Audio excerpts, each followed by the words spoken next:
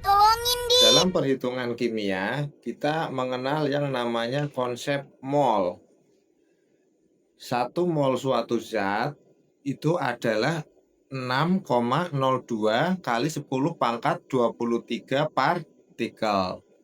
Itu sama seperti kita mengenal yang namanya lusin, kodi, atau rim.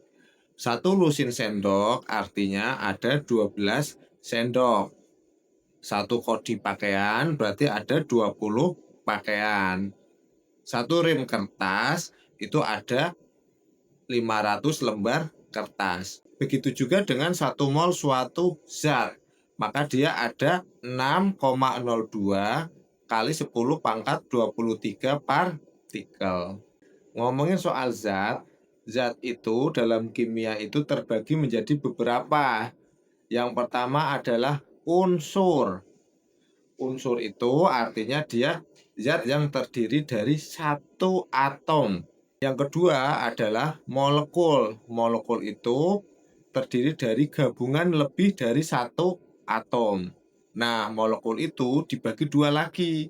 Yang pertama adalah molekul unsur, berarti gabungan dari dua atau lebih zat tetapi atomnya sama seperti O2, N2, H2, dan lain-lain. Terus ada yang kedua yaitu molekul senyawa. Molekul senyawa berarti gabungan dari dua atom atau lebih yang berbeda atomnya. Misalnya CO2 berarti kan ada C dan O.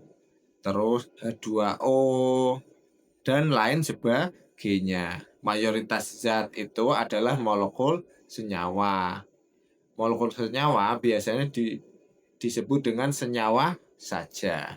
Apabila kita mengetahui banyaknya mol suatu zat, maka kita bisa mengetahui masanya, yaitu dengan cara dikalikan dengan massa molekulnya atau mR, atau bisa juga dikalikan dengan massa unsurnya, yaitu AR apabila dia merupakan unsur. Misalnya, apabila kita bernapas, kita menghirup gas oksigen. Gas oksigen itu O2.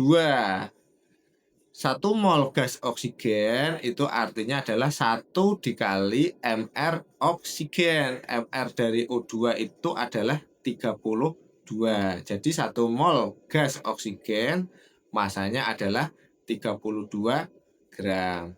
Terus yang kedua sebaliknya, apabila kita mengetahui masanya, maka kita bisa tahu banyaknya molnya. Misalnya 88 gram gas CO2 itu berapa mol? Tinggal kita bagi dengan mR-nya.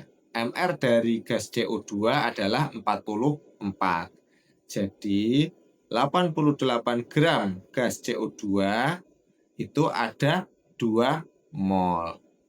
Nah, di sini massa dalam perhitungan kimia menggunakan gram, bukan kilogram. Apabila kita mengetahui banyaknya mol suatu gas, maka kita bisa mengetahui volumenya.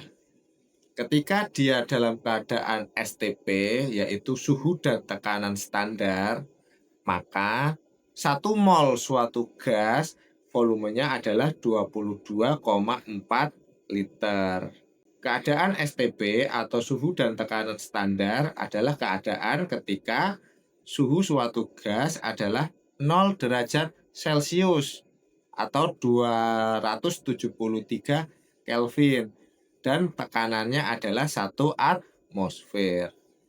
Nah, apabila suhu dan tekanannya tidak standar, maka untuk mengetahui volume suatu gas itu kita menggunakan rumus gas ideal, yaitu PV sama dengan nRT. Apabila kita pindah ruas, maka V adalah nRT per P. V itu adalah volume, tapi dalam liter. N kecil adalah banyaknya mol gas tersebut, tetapan gas ideal. T adalah suhu dalam Kelvin, sedangkan P adalah tekanan dalam atmosfer. Di sini ada pembakaran gas propana, ada reaksi pembakaran gas propana. Gas LPG yang ada di rumah sebagian besar terdiri dari gas propana.